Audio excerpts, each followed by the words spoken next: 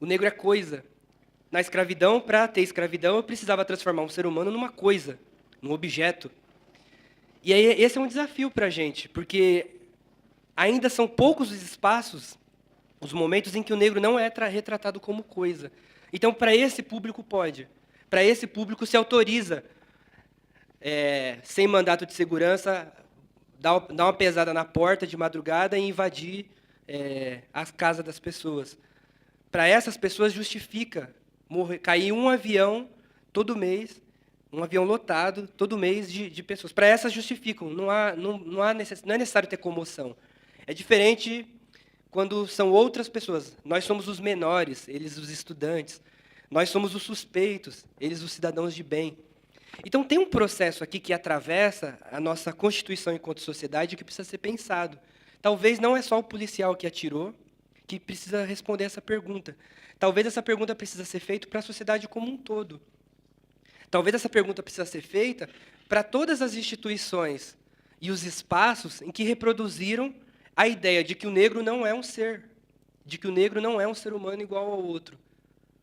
Porque, para o colonialismo dar certo, precisaram desconstruir os nossos saberes, precisaram negar os nossos saberes, precisaram dizer que tudo que a gente trazia de Moçambique, de Angola, do Benin, da Nigéria, era coisa ridícula. Mas disseram isso por um lado. Por um outro, como a Janete disse, o nosso saber foi fundamental para estruturar essa sociedade.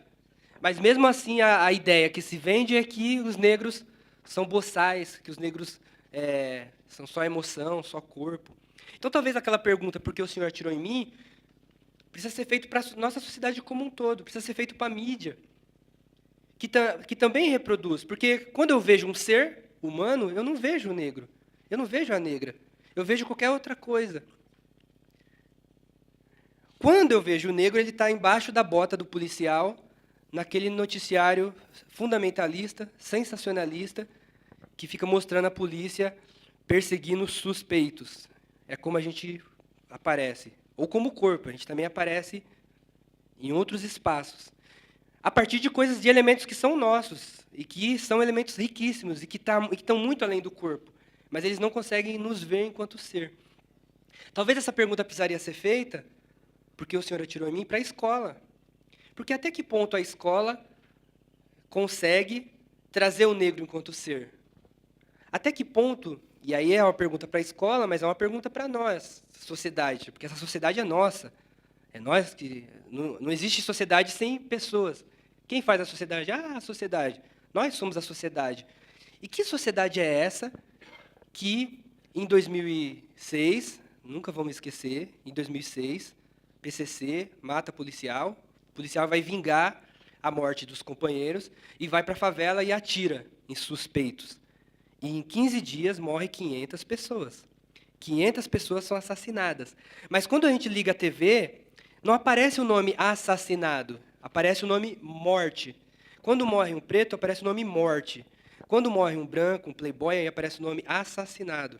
Nem o direito de ser considerado assassinados nós somos, porque, aliás, quando é conosco, é tiro acidental, ou nós simplesmente morremos. Mas em 15 dias a polícia matou, morte, assassinato, assassinou 500 pessoas. 500 jovens, como Douglas, como eu, como Calazans, como seu filho, seu irmão mais novo. E passou batido. Saiu um laudo do IML, mas ninguém falou mais nada. Então a gente está numa sociedade em que o negro aparece como não ser. Ele não é visto como um ser. Só que a pergunta do Douglas não tem que ser respondida só pelo policial, porque se a escola não tem capacidade, isso aqui é um lápis, aqui está claro, não dá para ver, mas é o tal do lápis cor de pele, que a gente já falou disso, né? Cor de pele, que pele, cara pálida? Cor de qual pele? Porque existem várias cores de pele. Mas enquanto tiver uma única cor de pele na escola, enquanto tiver uma única história que não dá conta da diversidade, outros Douglas continuarão morrendo. Outros Douglas terão que perguntar por que o senhor atirou em mim. Então, nesse sentido, a Lei 10.639, ela não é qualquer coisa, porque ela vem num momento como fruto de uma luta, nossos passos vêm de longe, mas tem uma aposta aí do movimento negro e dos movimentos sociais que apoiaram, porque tem vários movimentos que também têm sido fundamentais no debate dentro do Conselho de Educação. Quando veio a Lei 10.639, ela vem com uma expectativa, tem uma aposta aqui nela, tem um sonho. E o sonho é que, a partir do espaço escolar, a gente possa criar uma outra, estimular, provocar uma outra visão sobre quem somos. Que a gente possa dar estalos para que a gente se repense enquanto ser, enquanto Brasil, enquanto diversidade. Para que, de fato, o negro deixe de aparecer só lá enjaulado, nas correntes, e passe a aparecer como sujeito histórico, como um ser humano. Então, a Lei 10.000, não à toa, acabou sendo, porque durante o governo Lula foram várias leis, não foi só essa. Mas o movimento negro abraçou essa lei com muita força porque ela toca na espinha dorsal do problema.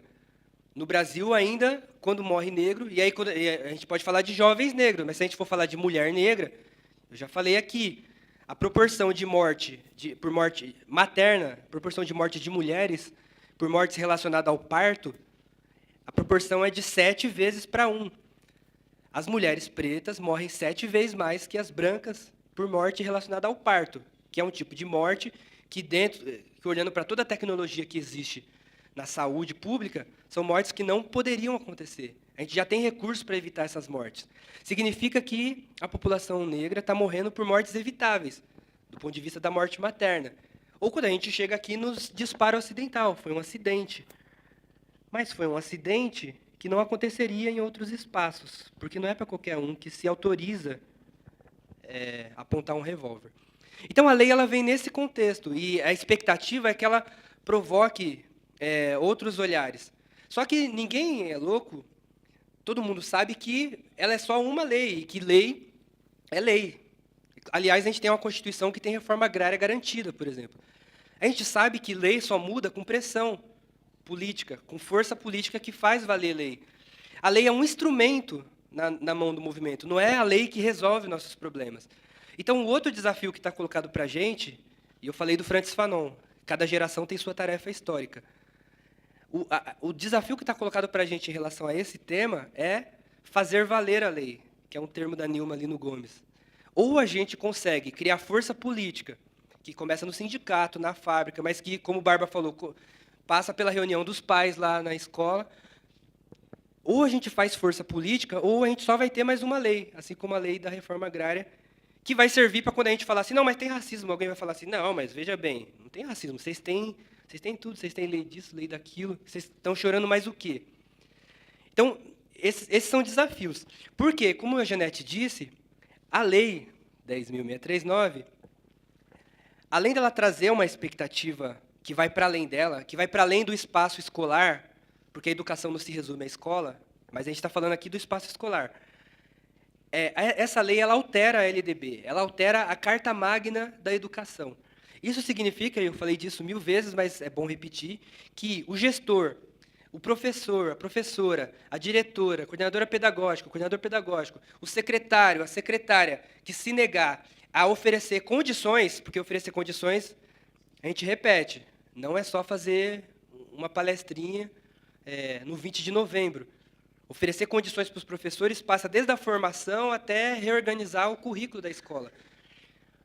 Se essas pessoas que são servidores públicos não oferecerem condições para que esse debate apareça, eles estão desrespeitando não uma lei do movimento negro, eles estão desrespeitando a sociedade brasileira, eles estão desrespeitando a LDB, que é a Lei de Diretrizes e Bases.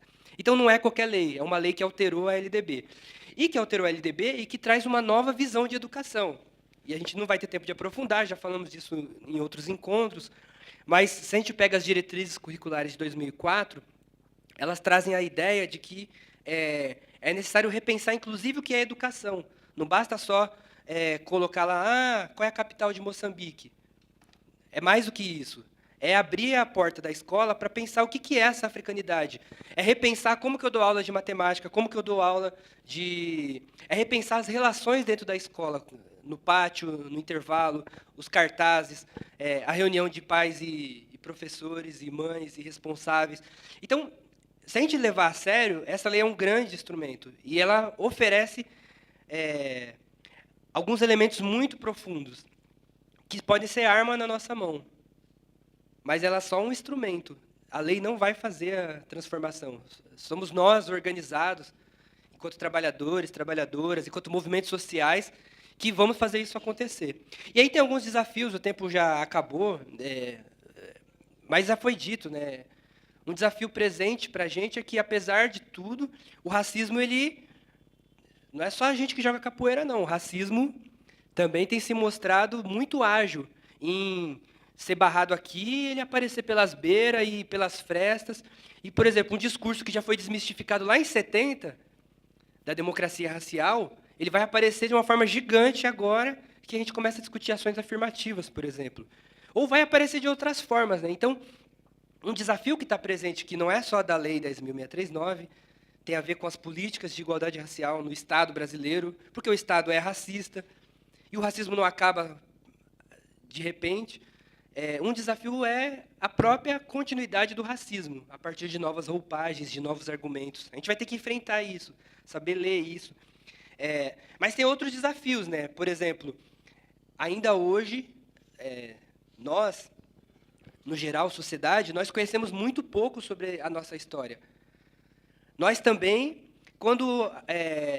e aí, essa foto, acho que eu trouxe aqui em um dos encontros, uma escola foi enquadrada numa reunião de pedagógica e falaram assim, você tem que falar da história do negro, tem que falar, tem que falar. Aí a escola foi falar da história do negro. Levou as crianças no 7 de setembro, acorrentadas. Então, não adianta só falar do negro, é preciso saber o que está sendo dito sobre o negro. É preciso saber qual é o conteúdo, quais são os jeitos, as práticas, e isso vai se dar numa discussão que começa aqui no sindicato e vai para a reunião de paz. Porque a nossa história é muito mais do que só a escravidão. Acabou o tempo, mas tem só 30 slides, rapidinho. Outro ponto que foi falado nesses dias, mas é bom frisar, né? Eu falei do lápis cor de pele, que não só a escola, mas a sociedade ocidental, o iluminismo, quando pensa o ser humano, pensa o europeu como expressão universal do humano. E tudo que não é europeu aparece como bárbaro, como atrasado, como não tão humano. Humanizar-se é embranquecer, muitas vezes. Então, a escola, aquele lápis cor de pele, ele reflete o conteúdo da escola, ele reflete as práticas da escola. Só que, ao mesmo tempo, virar esse jogo não é só pintar a Cinderela de marronzinho. Virar esse jogo é abrir espaço para uma outra forma de pensar o mundo, para outros elementos culturais, para outras matrizes, para outras possibilidades de pensar o que é a vida, o que é a educação, o que são as relações. E uma das nossas contribuições é a ideia de coletividade. Eu sou porque nós somos. Sem o nós não existe o eu. Isso está na cultura Rastafari, isso está no hip hop, nós.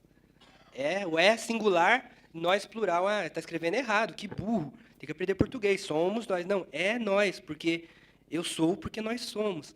Então, tem elementos aqui que estão presentes no nosso dia a dia que está para além de pintar a Cinderela de marrom. E a gente vai ter que correr atrás disso, porque nós somos os interlocutores dessa fita, dessa parada.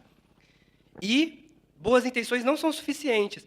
Só que nós já temos os elementos. As cartas já estão colocadas no candomblé, na capoeira. Olha essa musicalidade que a gente ouviu aqui. Olha o jeito que a Janete faz a palestra. É isso, é africanidade. É tipo essa capacidade de interagir com o outro. Imagina a Janete sendo professora dos nossos filhos, com essa retórica, com essa forma. Isso é oralidade. Então, é mais do que pintar a Cinderela de marronzinha ou colocar um anjinho negro. É necessário abrir espaço para outras divindades, para outra forma de pensar o que é sagrado. É necessário abrir espaço para o outro, mesmo que esse outro seja o funk. Porque a cultura negra ela é mais do que o lúdico. Aqui está uma roda de capoeira, uma raiz. Mas, para quem é da capoeira, sabe que existem saberes ali que refletem uma forma de pensar o mundo. Então, se eu só faço uma roda no 20 de novembro, e não é só na escola, não, pode ser no sindicato. Se o sindicato se contenta, não vou fazer o curso, não. O Barba podia falar para a gente lá, não vou fazer, não. No 20 de novembro, lá, a gente faz uma roda de capoeira e resolveu. Só que o que a gente ia perder? A gente ia perder a possibilidade de se pensar enquanto ser. Não que uma roda de capoeira não abra essa possibilidade, mas se a gente não consegue ver nessa cultura o que está por detrás, o invisível, Mas esse invisível não é só o sagrado, não. O invisível são saberes, formas de ler o mundo, formas de pensar a sociedade, formas de fazer política, que a gente está perdendo e que estão presentes e que estão no nosso dia a dia. Dito tudo isso,